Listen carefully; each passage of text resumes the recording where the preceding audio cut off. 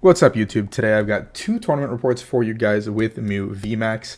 I played two league challenges during the week, Tuesday and Thursday, and I ended up winning both. I actually went 9-0 across both tournaments combined. And today we're going to talk about why I played MEW VMAX. I didn't actually change any cards from the list I played over in Sacramento because I believe that the 60 that I had was perfect for the tournament, and I believe that it is the perfect way to play MEW VMAX if you're going to play DTE. So, yeah, all in all, this is the deck that I played, You see the list. 2 Grabba, pretty good. Lost City came in clutch. I'll talk about it in a second. And Luxray is the MVP card far and beyond. So I got home. I have 2 league challenges this week. One is a Tuesday night league challenge up in LAKEY City. A little bit far from my house, about an hour and some change to drive up. 40 minutes on the way home because no traffic. And then I've got the Guild, which is pretty close to my house. So I end up getting in. I don't really know this crowd too well. I'm friends with Hal, Michael, and Noah are both really cool guys. JW shows up, which is a refreshing surprise. Yeah, I was just like, why is JW here? But anyway, it was a weird one. And so I walk into the room, and in the first round, I end up going up against Michael. And Michael is playing MEW VMAX. I played against Michael, or I have not played against Michael before. In an actual game, we did play at a cup where like the round was like the ID and into top 8 type of thing. And Michael was a Miraidon player back then, so I was thinking maybe Michael's playing Miraidon again. Maybe it is the same deck, but Michael flips over a MEW, I flip over a MEW, so we're playing a mirror match. And the game pretty much is, I take the first 2 prizes. Michael hits into my VMAX with his VMAX. I judge and find myself with 2 tablets and a choice spell already on the active, and so I end up hitting heads on a cram to get the 3rd tablet. And I go with triple tablet, knock out your VMAX with path in play, and now I just win pretty much on a boss play. And Michael just whiffs anything, everything, even a way to like evolve into VMAX or even attack that turn. And so I end up taking the first game there. Round 2, I go up against Antonius, and they are playing Miraidon. I believe it was Miraidon. And they basically went MEW EX attached to active pass going first, and I was like, okay, no way your hand is that bad. I grab her, and I see that their hand is that bad, so I put the 1 Pokemon away, which is like a Flaffy, and then I go into the Luxray, and I get rid of their only Ultra Ball, I believe is what they had in hand, so I get rid of the Ultra Ball. Oh no, it was a Seal Stone. I get rid of the Seal Stone, and they draw for turn, they attach again, and they pass to me, and then I get the knockout with MEW VMAX.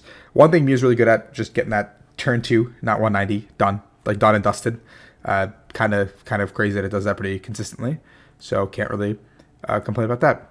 Round 3, I go up against Nicholas. He is playing Lost Box Kyogre. Oh, no Kyogre, sorry, just Lost Box.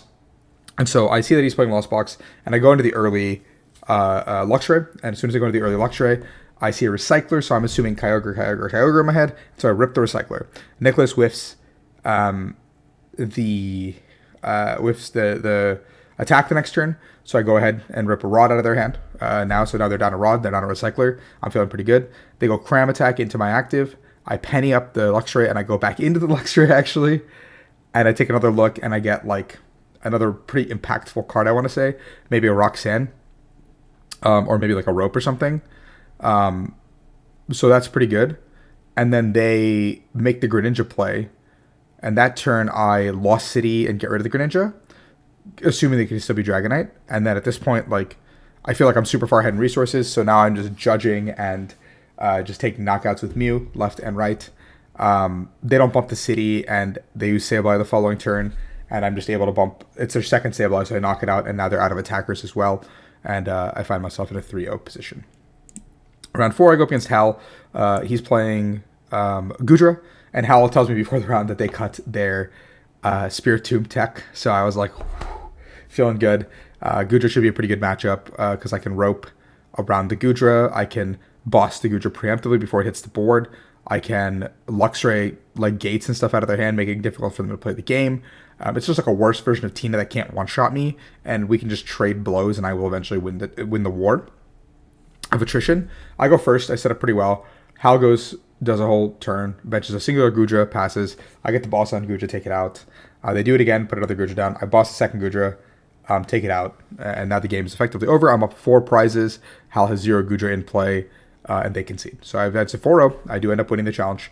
Pretty awesome for me, can't complain. Put some points onto the board. And this was my 6th finish, by the way, for league challenges. So now that puts me at, I had 3 firsts at this point, 2 seconds, and a top 8 league challenge, which I really did not want to keep that top 8 league challenge, which was pretty funny.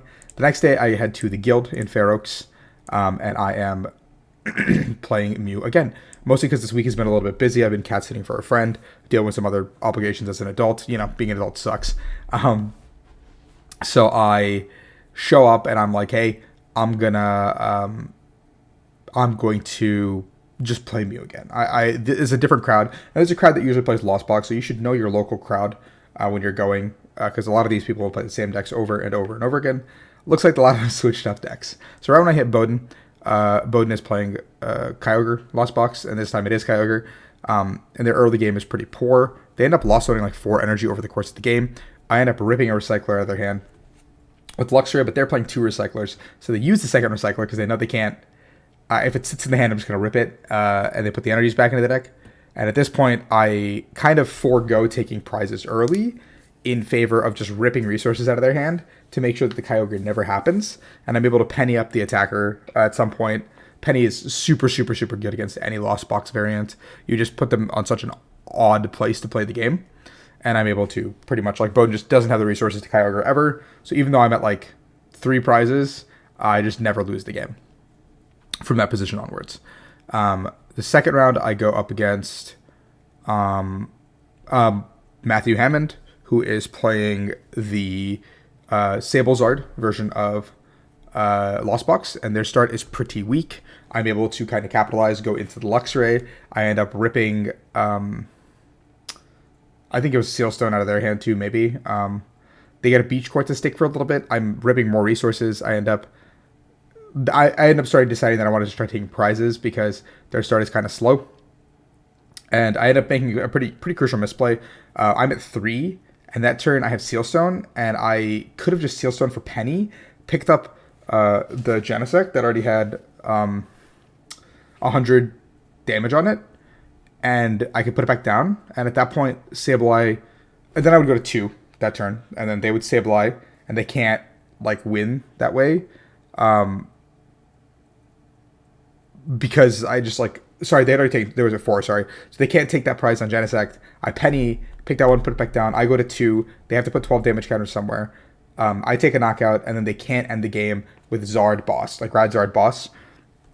But I like kind of just like blank on it, and I make like a fancy play syndrome situation where I go get like Iono, and I just like slam the Iono.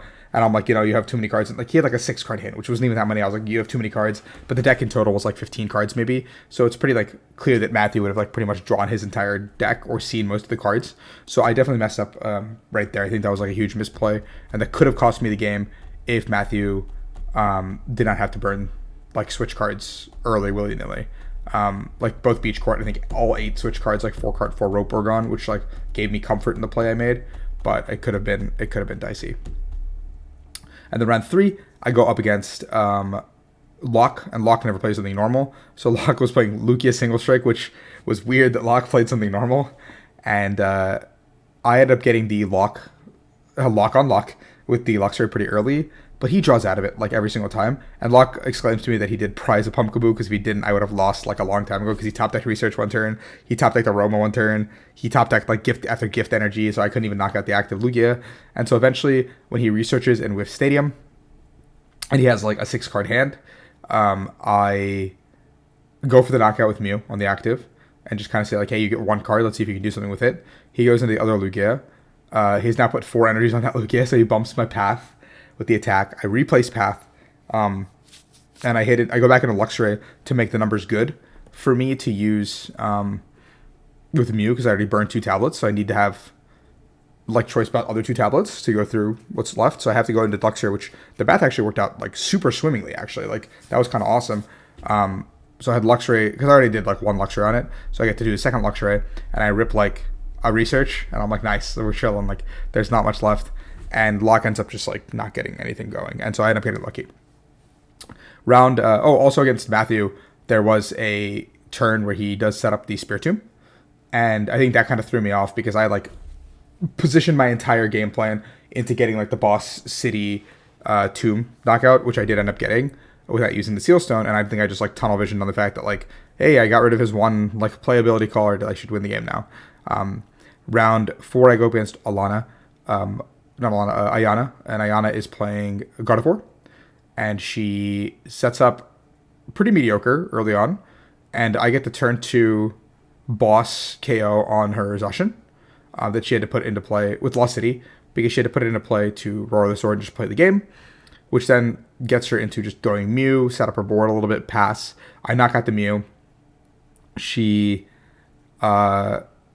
gets a Mirage Step off this turn, a little bit late, but still manageable to win the game, actually. I knock out the active. She knocks out my active. I'm at 2, she's at 3. I don't get the I know I have to judge. I go judge, grabba. See, the hand's pretty bad. I put like a mana feed at the bottom, I think. And then I go knockout active with box on the active because I crammed and got heads. Was able to put box in the active. And now I have no lose con. I can't lose. But we can go to sudden death. And she draws her cards. Does like 1 refinement, 1 shining arcana. And there's nothing, no dice. So I end up winning. I'm now the only undefeated player left. And I'm up against George. George was 3-0. Got tied. He tied a control deck. So he's 3-0-1.